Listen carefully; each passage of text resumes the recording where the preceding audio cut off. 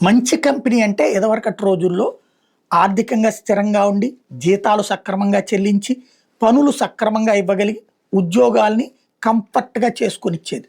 ఇవాల్టి రోజున మంచి కంపెనీ అంటే, బడా బడా రాజకీయ పార్టీలతో లాబియింగ్ చేసి, సైడ్ నుంచైనా సరే ఏది బెనిఫిట్స్ పొందడం, అదే సందర్భంలో మనకు కాంట్రాక్టులు సంపాదించుకోవడం, అంటే లాబియింగ్ చేసుకుని.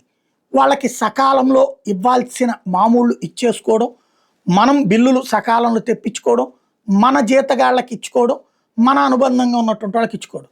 ఈ రెండో కోణంలో ఇప్పుడు మెగా అయితే అద్భుతం. మన తెలుగు వాళ్ళ సంస్థ అందరి విశ్వాసానికి చొరగొంది. ఒకప్పుడు విమర్శించినటువంటి కేసీఆర్ అదే మెగాని తీసుకున్నాడు.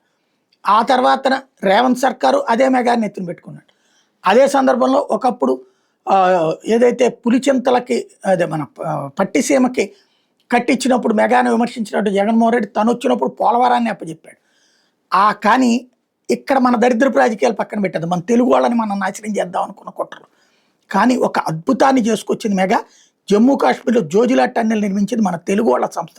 ఇది సగర్వంగా చెప్పుకుందాం రాబోయే రోజుల్లో కూడా. ఆసియా ఖండంలోని అతి పొడవైన 2 వైపుల వాహనాలు వెళ్లే రహదారి టన్నెల్ ఈ జోజిలా పాస్. దీని మొత్తం పొడవు 13 కిలోమీటర్లు, 13 కిలోమీటర్ల 15 పాయింట్లు అనమాట. 6,500 కోట్ల వరకు ఖర్చు అయినటువంటి ఈ ప్రాజెక్టులో చివరి రాయి తొలగించే సింబాలిక్ కార్యక్రమాన్ని స్వయంగా నితిన్ గడ్కరీ చేశాడు. ఈ టన్నెల్ పూర్తయితే కాశ్మీర్ నుండి లడఖ్కి ఏడాది పొడవునా రోడ్డు సౌకర్యం లభిస్తుంది. ప్రాజెక్ట్ అథారిటీ ఇంజనీర్ యూసఫ్ అతను ఇరాన్ దేశస్థుడు. ఇప్పటికే 80% పని పూర్తయింది. మిగిలిన 20% పనులు పూర్తి చేయడానికి ఇంకా 2 సంవత్సరాల సమయం పడుతుంది అన్నాడు. అంటే ఇంకా అండర్ కన్స్ట్రక్షన్లో ఉంది. టన్నెల్ పూర్తిగా ప్రజల వినియోగానికి తెరవడానికి దాదాపు 2.5 ఏళ్ళు పడుతుందని. అయితే అత్యవసర పరిస్థితుల్లో ముఖ్యంగా సైన్యం అవసరమైతే త్వరగా వాడుకోవచ్చు అని కూడా చెప్పుకొచ్చారు.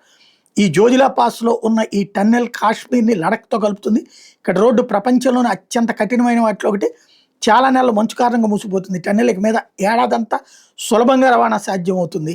సాధారణ ప్రజలు, పర్యాటకులు, వ్యాపారులు, సైన్యం అందరికీ ఇది ఉపయోగపడుతుంది. మెగా వాళ్ళు దీన్ని లీడ్ చేస్తున్నారు.